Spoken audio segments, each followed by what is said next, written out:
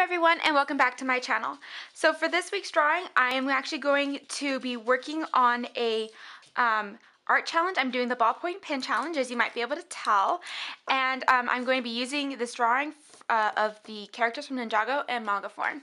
So the tools I'm using are just some sort of ballpoint pens that I have in my house. I wanted to use colors that were mostly matching the characters.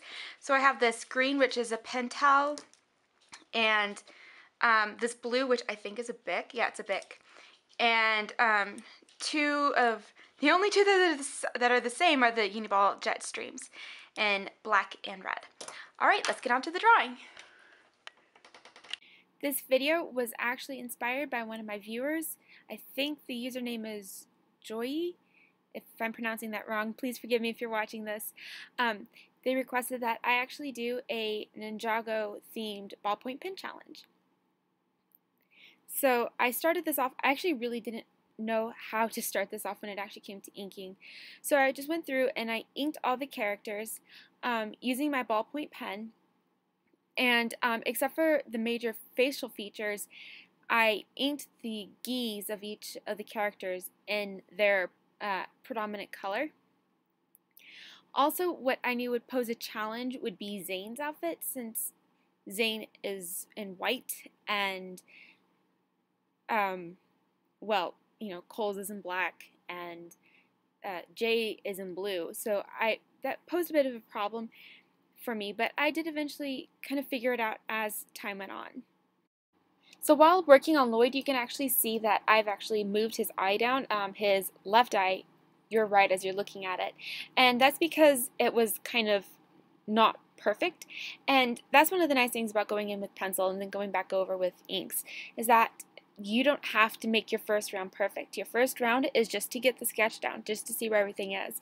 As time goes on, that's when you make your corrections.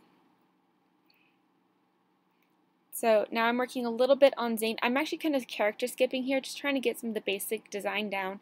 That way I can kind of see where everything is and where I need to take everything.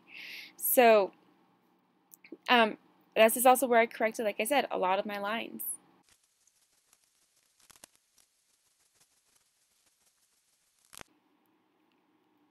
I am not sure if you can see it very well.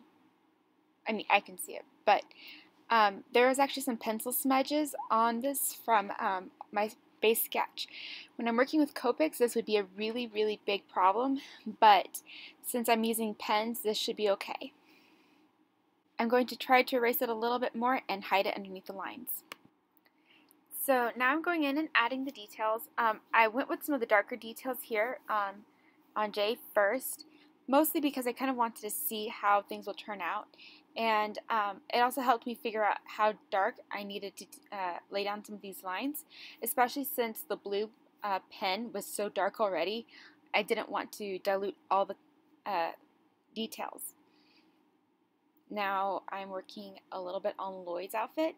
Lloyd's was a lot of fun, and even in the end I think I accidentally left out a couple details, but it was so much cross-hatching that most of the details in his gi would have been lost anyway, so I just kept it with just the simple cross-hatching. Darkening up places. Kai's was a lot of fun too, because it was the brightest of all the colors, so I got to do the most shading with it. So I actually played around with black, blue, and green pens in his gi to kind of help add shading and darken it all down.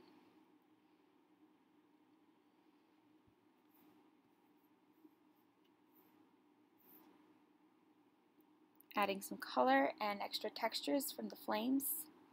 His hair, I wanted it to look as close to the actual color as possible, so I mixed the red and greens together because it kind of provided a nice brown effect.